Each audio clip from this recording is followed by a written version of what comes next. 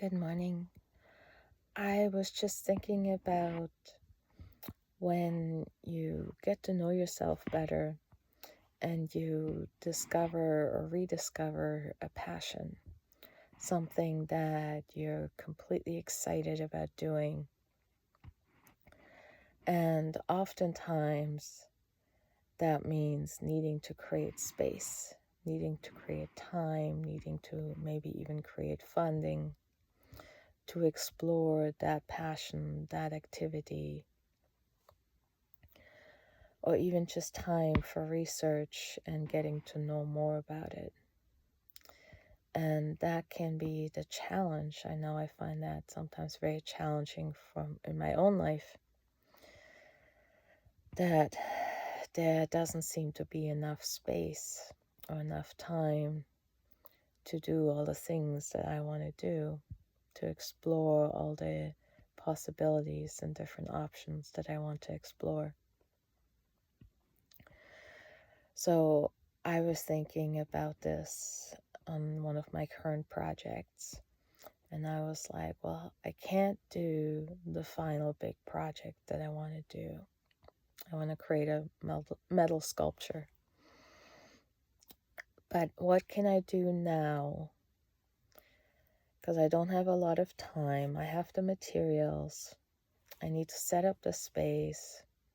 So what can I do now when I don't have the time to fully commit to the project? And I was thinking about it, and what came to me is that I can do a game plan. Think about what the final project's supposed to look like, what I want it to be, what the intention behind it is. But also what I can do is think about what kind of tools do I need? Do I already have it? Do I have to make it? Do I have to just find it around my stuff? And I can start collecting and bringing those things together. And then I can also create a mock-up, a smaller project of what I'm planning on doing, so that I can learn skills or techniques that I may not know or am not as well versed in, so that when I approach or make the time for the bigger project, I already have all the side things that I need.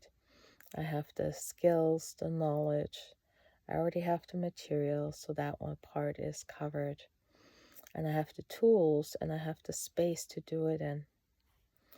And even though we get so excited about something, we can do the little things within the spaces of all our other responsibilities and all our other commitments.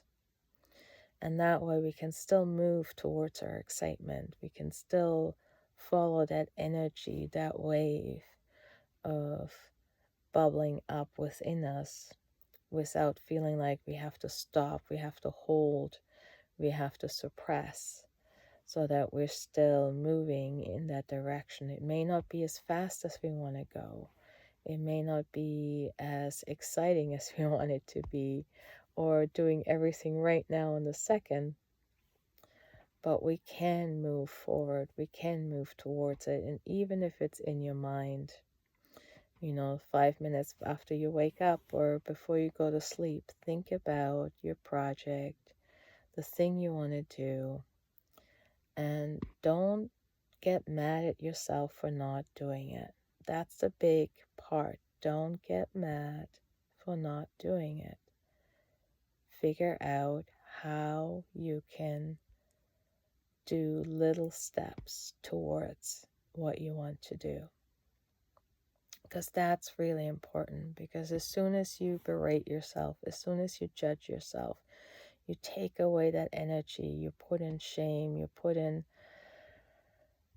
guilt, and that is just a way of robbing that momentum from you. And I know sometimes it can be really disappointing when you're working towards something, and that can be very challenging, because we do feel disappointment if something that we've thought about doesn't happen. And sometimes we even feel like it's out of our control whether we do something. Like, I've done a commission where I had to put in a proposal for a project, and it had to be considered first by a committee. And I knew that this project, the design I had come up with, was going to be reality. I knew I was going to make this project, this piece of jewelry that they wanted. And I didn't care if they set the go ahead and were going to pay me. I knew I was going to make it even if they didn't want it. I was just going to make it because I'd seen it in my mind. I'd seen it finished. I'd seen the whole piece done and completed. And then the interesting part, as I was working on the project, I had to learn the skills to actually create this thing. And I even screwed up parts of it because I didn't have that level of skill to create it. But in the end, it turned out beautiful because I allowed myself to be that channel for that piece to be created. And that is sometimes the magic of holding a vision and knowing it will come into reality, even if we don't know how or when. But we know it will be. And it doesn't matter what is happening around us in the physical. In our mind, we already see this happening. We already see this completed. And you have that inner knowing, that feeling. You already know it's going to happen. And that is the magic of bringing the inner world into the external. So yeah, I'm glad I brought that up because I was thinking about a new project, and I was kind of feeling disappointed that I wasn't having the space and the time to create this right now. And so thank you for creating this space or having this opportunity to share here with you guys. And I hopefully some of these words will help you in your explorations and in your manifestations and creations in your life. So with that, love y'all. Bye for now.